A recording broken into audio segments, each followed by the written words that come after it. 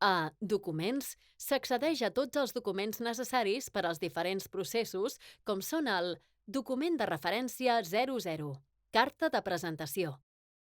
document de referència 01,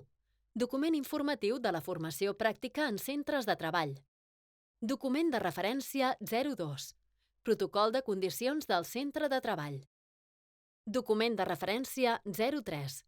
qüestionari del tutor o tutora per la idoneïtat del centre de treball, document de referència 03-C, qüestionari de compromís per a la idoneïtat del centre de treball, document de referència 04, fitxa dades centre de treball, document de referència 05, conveni, document de referència 06, pla d'activitats, document de referència 07, fitxa de seguiment de l'alumne, document de referència 09, qüestionari de l'alumne de la formació pràctica en centre de treball, document de referència 10, qüestionari del centre de treball,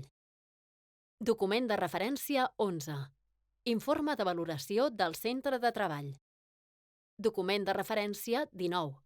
valoració del quadern.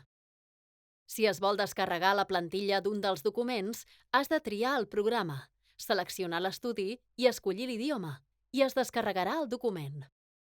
A SAU, Servei d'Atenció a l'Usuari, s'accedeix al Servei d'Atenció a l'Usuari. Aquí es poden enviar consultes o informar incidències a través de la pestanya Nou. Per fer-ho, s'han d'emplenar els camps Assumpte, Tipus i Descripció i fer clic al botó Enviar. També es poden cercar totes les consultes que s'han realitzat anteriorment utilitzant els filtres Usuari, Assumpte, Estat, IO, Tipus o anar directament a les pestanyes Pendent, En curs, Falta informació, Tancat i Cancel·lat, segons l'estat en què es troba la consulta. A Notes versió es pot consultar un llistat amb totes les actualitzacions que s'han fet del portal i les millores que s'han implementat a cada actualització.